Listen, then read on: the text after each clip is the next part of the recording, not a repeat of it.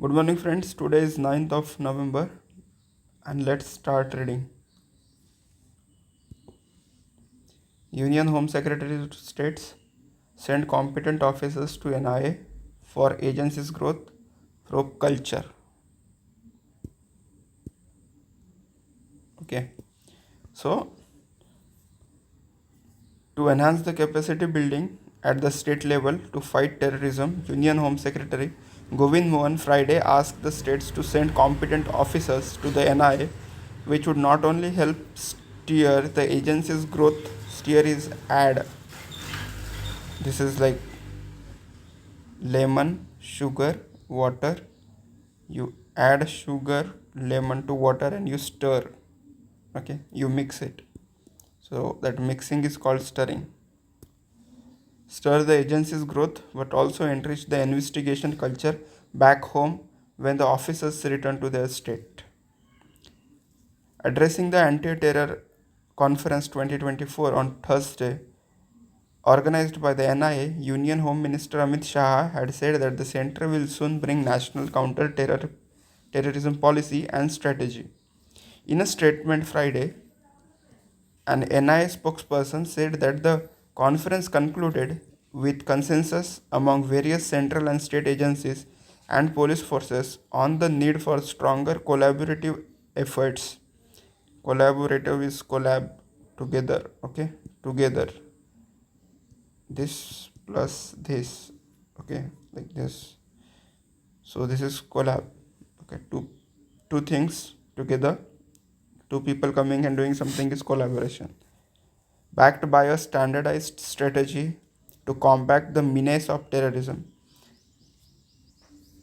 Okay, so menace of terrorism, menace is dhoka dene, particularly with respect to cyber cybercrime and financial terrorism.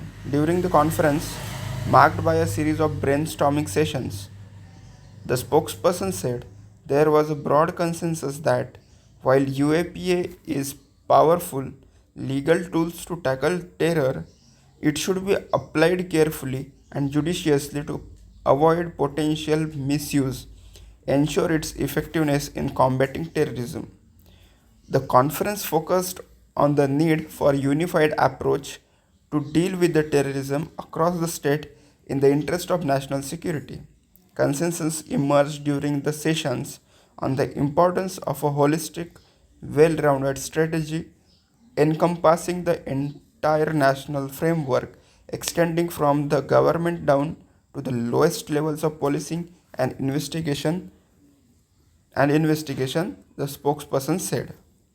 In his concluding remark, Mohan called for enhanced capacity building at the state level to fight terrorism. The NIA will be conducting several more capacity building sessions for states, he said, adding that more National Forensic Science University campuses and CFSLs were also in the pipeline.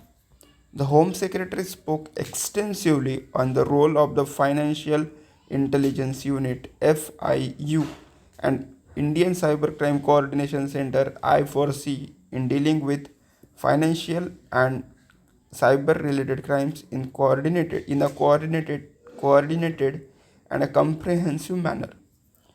Taking off from the Union Home Minister's comment, he reiterated need for all police and investigative agencies and forces to work together, the spokesperson said. The session on the case studies in terror investigations proved to be an extensive interesting aspect of conference, with most participants keenly following the narrative of the high profile Rameshwaran cafe blast, the spokesperson said. Trump's desire to end war deserves attention. Putin heaps praise on Trump. Means Putin has praised Trump. Says he is open to restoring relations with the US. Okay.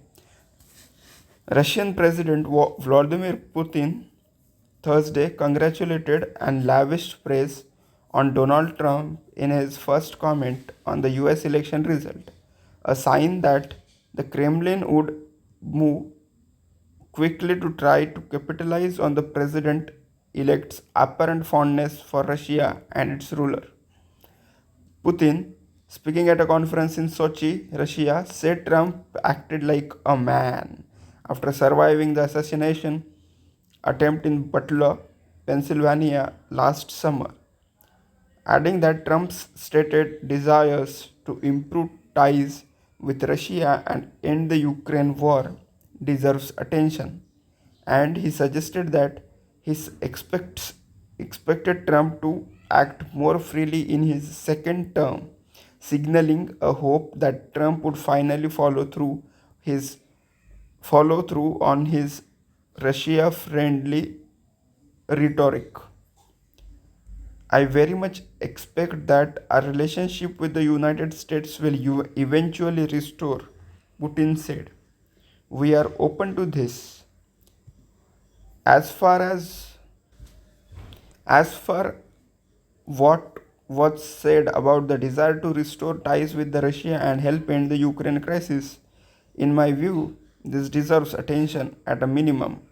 Putin said, referring to Trump's past comment, and I would like to take this opportunity to congratulate him with being elected President of the United States of America. On Friday, Putin's spokesperson Dmitry Peskov said President Putin is ready to discuss Ukraine with Trump, but that does not mean he is willing to alter Moscow's demands. Okay. In wake of Putin's remark, China on Friday termed the development of ties between Moscow and Washington as a matter between them. Okay. So China म्हणते की आम्हाला याच्यामध्ये काही रस नाही आहे, काही घेणं देणंच नाही आहे. म्हणजे यांना सगळ्यात प्रॉब्लेम सगळ्यात जास्त तर यांनाच आहे.